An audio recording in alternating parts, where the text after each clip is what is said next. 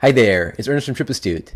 In this video, we're going to discuss a not so pleasant topic, but one that's really important for those of you heading outdoors.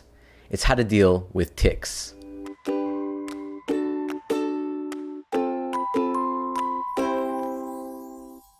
Some of you may have heard that 2017 is showing signs of being a very bad tick season, so we thought we'd take a moment to share some tips and tricks for dealing with them.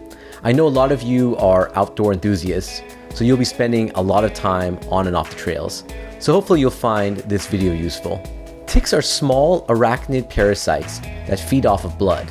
They tend to hang out in shady and moist areas and can often be found in grass, brush, and shrubs. You can sometimes find them in lawns and gardens or alongside stones. The gross thing about them is that once they get on you, they embed their head into your skin to suck blood. It's totally gross, but also dangerous since they're known to carry diseases like Lyme disease and Powassan virus, and many more. There are actually many different types of ticks, and some are known to carry certain types of diseases. However, they all seem to do the same thing, so these tips should apply to all types. Number 1, do a full body search after spending a day outdoors. This is especially important if you've been off the beaten path or camping, and includes your pets too. They are also pretty easy to spot on the body and tend to get larger once they start sucking blood, which is totally gross. Scientific studies have shown that ticks are able to smell carbon dioxide from your breath and ammonia from your sweat, and will move in the direction once a host is detected. If you're spending significant time in one location, like camping or laying out in a hammock, you're probably at a higher risk of picking one up. So make sure you take the time to look over your body to verify you don't have one trying to latch onto you.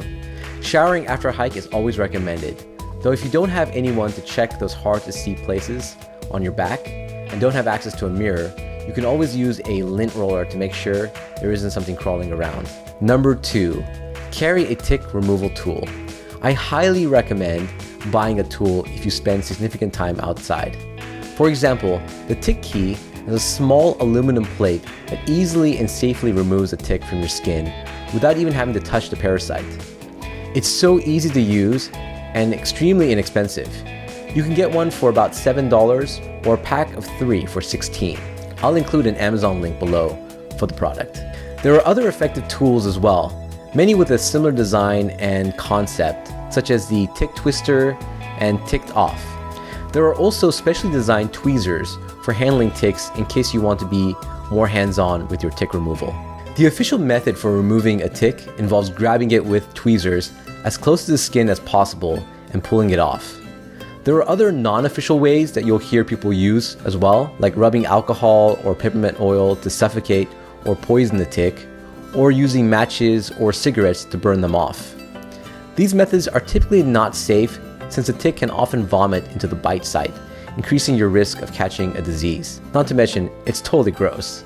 Number 3, use alcohol and/or tape when disposing them. Once you've removed one, you can often kill them with dish soap or alcohol. Also, I recommend covering them with tape before putting them in the trash, just in case they still happen to be alive. Number 4, dress appropriately. If you know you'll be spending time outside in areas where ticks are present, you should wear long pants. Since ticks are most likely to latch on toward the bottom half of your body, it makes sense to keep it covered. I know it can be really uncomfortable to wear pants in hot weather, so I recommend finding ones that can breathe or vent properly. I personally own a couple pairs of Prana Brian pants, and they are my go-to travel and outdoor pants. They breathe really well, so they work great for a variety of travel and outdoor situations. Number 5, wear insect repellent. It's important to note that while most insect repellents contain DEET, which is effective against mosquitoes, ticks are generally unaffected by it. If you want to repel ticks, you'll want to use permethrin. However, permethrin should only be applied to clothing and not skin, because it is toxic. In fact, if you're applying it to your clothing, I recommend allowing it to dry thoroughly on the garment before putting it on. Keep in mind that it's toxic to pets, so only use it if you think you're at high risk and not going to be around your pets. If you're looking for a more natural alternative, there are a lot of folks online saying that rose geranium extract works as a tick repellent. It's hard to tell whether it's actually effective or not, and I couldn't find any scientific studies to prove it. However, it might be worth exploring if you're looking for something less harmful. And those are our top tips for staying safe from ticks. Do you have any tips or experiences with ticks? If so, please share them in the comment section below. Also, let us know if you have any questions. If you enjoyed this video or found it useful, please hit the like button and consider subscribing. It's completely free, and you'll get notifications whenever we post a new video. We've included Amazon links to some of the products mentioned in the video. We do get a small percentage if you use our links. It doesn't cost you anything extra, but it helps us to continue building content for this channel. Until next time, travel safe and travel smart.